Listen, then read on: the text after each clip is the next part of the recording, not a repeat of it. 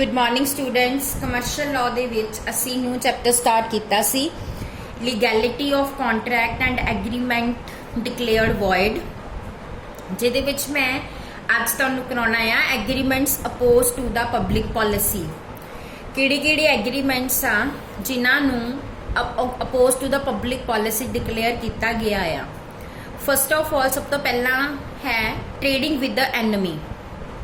किसी भी enemy country दे नाल ट्रेडिंग करनी क्लीयर कट पब्लिक पॉलिसी दे अगेंस्ट हुंदी आ, ठीक आ।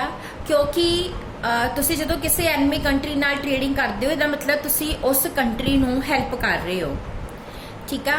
और इनू अगेंस्ट द नैशनल ऑनर मन्निया जांदा आ, बट किस टाइम ते जदों नैशनल एमरजेंसी चल रही होवे, ठीक आ। सो अगर कोई कॉन्ट्रैक्ट पीस टाइम ते बनाया जाता है तो बाद विच अगर लड़ाई लग जाती आ तो फिर की करना पेगा, या तो तुहानूं कॉन्ट्रैक्ट जिहड़ा हैगा आ सस्पेंड करना पेगा, कैंसल कर देना पेगा, या फिर वेट करनी पेगी जब तक दोबारा तो पीस नहीं बनती तब तक तुसीं उस कॉन्ट्रैक्ट नूं परफॉर्म नहीं कर सकते। सो जदों भी किसी भी कंट्री दे नाल कोई वॉर चल रही आ, कोई नैशनल एमरजेंसी लगी हुई आ, उस टाइम ते उस कंट्री नाल अगर किसी तरह की कोई भी ट्रेडिंग की जाती है, कोई भी व्यापार किया जाता, कोई भी सेल परचेज की जाती है, तो उन्होंने अगेंस्ट द पब्लिक पॉलिसी मन्निया जाता है। सैकेंड आ स्टिफलिंग प्रोसीक्यूशन, ठीक है। ये भी पब्लिक के फायदे हुंदा है कि जिन्ने भी क्रिमिनल्स ने जिहड़े क्राइम करते आ उन्होंने प्रोसीक्यूट किया जाए एंड उन्होंने पनिशमेंट मिले, ठीक है। सो इहो जिहा एग्रीमेंट किसी दे नाल साइन करना जिहदे विच तुसीं प्रोसीक्यूशन नूं स्टिफल कर रहे हो। प्रोसीक्यूशन नूं स्टिफल करन दा मतलब की आ कि जिहड़ियां प्रोसीडिंग्स उहदे अगेंस्ट चल रहीआं आ तुसीं उन्हां प्रोसीडिंग्स नूं होण तो रोक रहे हो, प्रिवेंट कर रहे हो, ठीक है जी। तो ये काम भी जिहड़ा आ इलीगल एंड वॉइड आ। कोई भी पार्टीज आपस दे विच कॉम्प्रोमाइज कर सकदियां हुंदियां आ अगर किसी तरह की कोई भी लड़ाई हुई आ उन्हां दे विच, बट कॉम्प्रोमाइज उन्नी देर तक ही हो सकता हुंदा आ जिन्नी देर तक वो कोर्ट दे विच जिहड़ी आ तुहाडा केस ना गया होवे।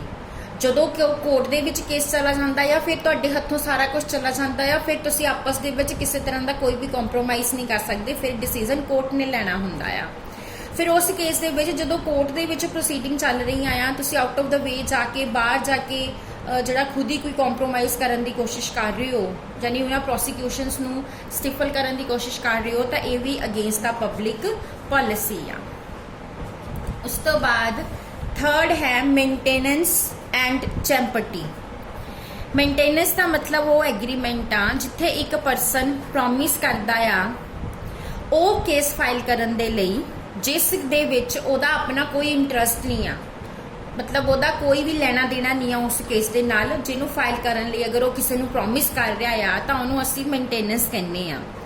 बट चैंपटी वो एग्रीमेंट आ जिथे एक परसन एग्री करदा आ कि दूसरे बंदे नूं वो हेल्प करेगा लिटिगेशन दे विच, ओदियां जो लीगल प्रोसीडिंग्स चल रही आ ओदे विच, और इन रिटर्न इन एक्सचेंज उन्होंने जो भी क्लेम मिलेगा, जो भी कंपनसेशन मिलेगा ਉਹਦੇ ਵਿੱਚ ਉਹਨੂੰ ਜਿਹੜਾ ਆ ਆਪਣਾ ਸ਼ੇਅਰ ਚਾਹੀਦਾ ਆ, ਇੱਕ ਪੋਰਸ਼ਨ ਚਾਹੀਦਾ ਆ, ਉਹਨੂੰ ਅਸੀਂ ਕਹਿ ਦਿੰਦੇ ਆ ਚੈਂਪਟੀ।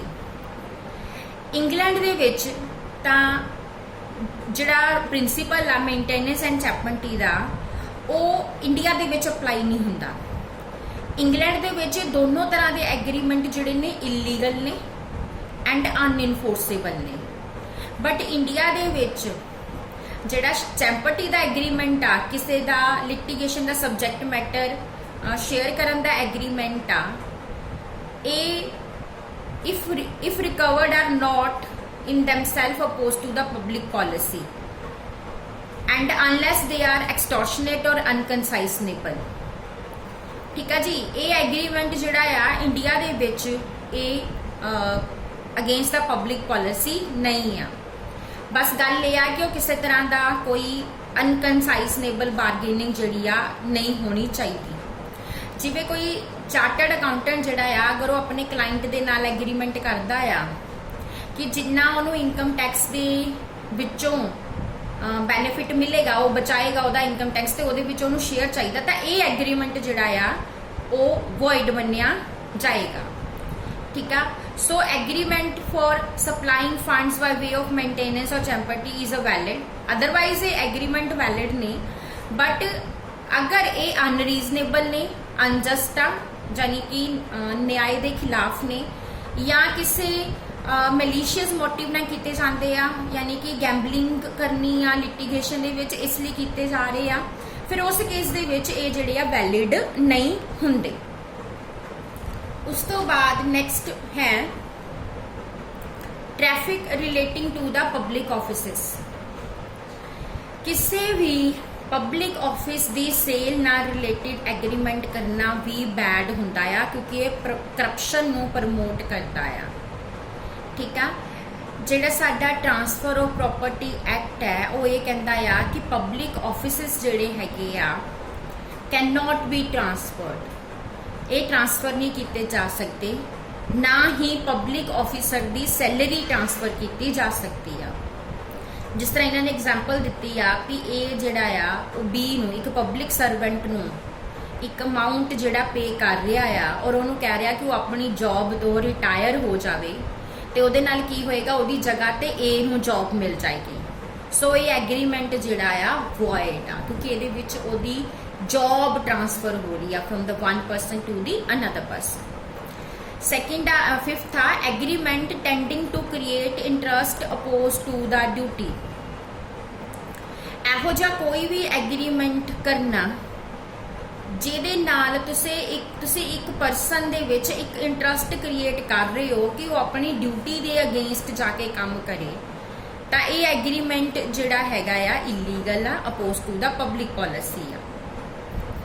पब्लिक पॉलिसी की कहती आ कि जिहड़े पब्लिक सर्वेंट्स ने तुसी उन्हां दा काम करन तो नहीं रोक सकते। ठीक है जी। सो एक एग्रीमेंट एक पर्सन कर रहा इन गवर्नमेंट सर्विस जिहड़ा हैगा वो इहो जी लैंड परचेज कर रहा आ जिहड़ी कि इलीगल आ और oppose to the public policy आ। ओके, हुण जिस तरह इन्होंने एग्जाम्पल की दी है भी ये जो बी नूं एग्री कर रहा है लैफ्टिनेंट कर्नल नूं आर्मी दे विच आ कि 50,000 रुपीज़ देगा if he will assist her brother to desert the army, अगर वो ब्रदर की हैल्प करेगा आर्मी दे विच ज्वाइन करन दे विच। सो ये agreement oppose to the public policy आ। नैक्सट है मैरिज ब्रोकेज एग्रीमेंट। एक मैरिज ब्रोकेज एग्रीमेंट करना जिथे एक पर्सन प्रॉमिस कर रहा है कि वो दूसरे बंदे नूं रिवॉर्ड देगा, पेमेंट करेगा अगर वो अपनी मैरिज नूं ब्रेक कर लेंदा आ, तोड़ दिंदा आ, तो ये एग्रीमेंट भी वॉइड हुंदे आ और अगेंस्ट द पब्लिक पॉलिसी हुंदे आ। जिस तरह इन्होंने एग्जाम्पल दी है भी ये जिहड़ा बी नूं पे कर रहा है एक सर्टन सम ऑफ मनी ताकि वो जिहड़ा हैगा आ भी अपनी किसी दे नाल कोई जिहड़ा उहदा रिलेशन दे विच कोई पर्सन आ ओदी वाइफ बनवा देवे, तो इहो जिहे एग्रीमेंट जिहड़े हैगे भी अगेंस्ट द पब्लिक पॉलिसी हुंदे आ। उस तो बाद नैक्सट है agreement tending to create monopolies. इहो जिहे एग्रीमेंट करने जिस तरह कई वेले कुछ बिजनेस ऑर्गेनाइजेशनस जिहड़ियां हुंदियां आपस दे विच मिल के एक मोनोपली क्रिएट करने लिए आपस कोई एग्रीमेंट साइन कर लैन, तो इहो जिहे एग्रीमेंट भी अगेंस्ट द पब्लिक पॉलिसी हुंदे आ। मोनोपली तुसी इकोनॉमिक्स पढ़ी होनी है। मोनोपली मीनस जिथे सिंगल सैलर हुंदा ते बहुत सारे बायर्स हुंदे आ एंड वो सिंगल सैलर फिर प्राइस जिहड़ा आ अपने अकॉर्डिंग चार्ज करता है। इस तरह हुण अगर किसी जगह के विच 4 या 5 सैलर्स ने बट वो मिल के मोनोपली क्रिएट कर रहे हैं कि असी 4-5 जने ने इस रेट से गुड्स नूं बेचांगे तो घट रेट से नहीं बेचांगे, एक तरह ना उन्होंने मोनोपली जी बन रही है। सो इहो जिहे एग्रीमेंट करने भी अगेंस्ट द पब्लिक पॉलिसी ने। उस तो बाद है agreement to influence the election to public office. किसी वोटर के नाल कोई एग्रीमेंट करना जिदा वोटां दे विच नहीं हुंदा कि वोटर्स नूं पैसे का लालच दिता जाता है कि तुहानूं पैसे देवांगे तुसीं उस बंदे दे उस पार्टी दे फेवर दे विच वोट कास्ट करो। सो ये वाले एग्रीमेंट भी जिहड़े ने वॉइड ने oppose to the public policy ने। उस तो बाद नैक्सट है 9th है agreement in restraint of personal liberty. कोई भी कॉन्ट्रैक्ट ਇਹੋ ਜਿਹਾ ਸਾਈਨ ਕਰਨਾ ਜਿਹਦੇ ਨਾਲ ਕਿਸੇ ਇੰਡੀਵਿਜੂਅਲ ਦੀ ਲਿਬਰਟੀ, ਉਹਦੀ ਆਜ਼ਾਦੀ ਜਿਹੜੀ ਆ ਉਹ ਰਿਸਟ੍ਰਿਕਟ ਹੁੰਦੀ ਆ, ਤਾਂ ਇਹੋ ਜਿਹੇ ਐਗਰੀਮੈਂਟ ਵੀ ਇਲੀਗਲ ਹੁੰਦੇ ਆ। ਜਿਸ ਤਰ੍ਹਾਂ ਇਹਨਾਂ ਨੇ ਐਗਜ਼ਾਮਪਲ ਦਿੱਤੀ ਆ ਵੀ ਏ ਨੇ ਇੱਕ ਮਨੀ ਲੈਂਡਰ ਦੇ ਕੋਲੋਂ ਮਨੀ ਬੋਰੋ ਕੀਤੀ ਤੇ ਉਹਦੇ ਨਾਲ ਐਗਰੀ ਕੀਤਾ that he would not without the lender's written consent leave his job, कि जिन्नी देर तक लैंडर जे तो उन्हें पैसे ले आ, जिन्नी देर तक वो रिटर्न कंसेंट नहीं दिंदा उन्नी देर तक वो अपनी जॉब नहीं छड्डेगा। ठीक है, borrow money dispose of his property, money borrow नहीं करेगा, अपनी प्रॉपर्टी नू नहीं बेचेगा, अपना हाउस नहीं बेचेगा। सो इस तरह नाल ये ओदी लिबर्टी जिहड़ी है रिस्ट्रिक्ट हो रही है उस पर्सन दी इस एग्रीमेंट नाल। सो ये एग्रीमेंट जिहड़ा आ इलीगल आ। उस तो बाद आ agreement interfering with the marital duties. ਇਹੋ ਜਿਹਾ ਕੋਈ ਵੀ ਐਗਰੀਮੈਂਟ ਜਿਹੜਾ ਕਿਸੇ ਵੀ ਪਰਸਨ ਨੂੰ ਉਹਦੀਆਂ ਮੈਰਿਟਲ ਡਿਊਟੀਜ਼ ਪਰਫਾਰਮ ਕਰਨ ਤੋਂ ਰੋਕਦਾ ਆ, ਸੋ ਇਹ ਐਗਰੀਮੈਂਟ ਵੀ oppose to the public policy ਆ। ਮੈਰਿਟਲ ਡਿਊਟੀ ਮੀਨਸ ਮੈਰਿਜ ਨਾਲ ਰਿਲੇਟਿਡ ਡਿਊਟੀਜ਼ ਪਰਫਾਰਮ ਕਰਨ ਤੋਂ ਰੋਕਦਾ ਆ।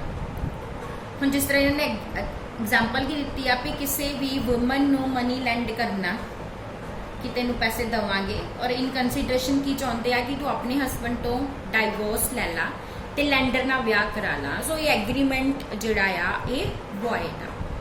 सो ये एग्रीमेंट्स ने जिहड़े कि opposed to the public policy ने एंड लॉ दे विच क्लीयर कट डिक्लेयर किए हुए आ कि ये एग्रीमेंट अगर किए जाणगे तां ये वॉइड हुंदे आ।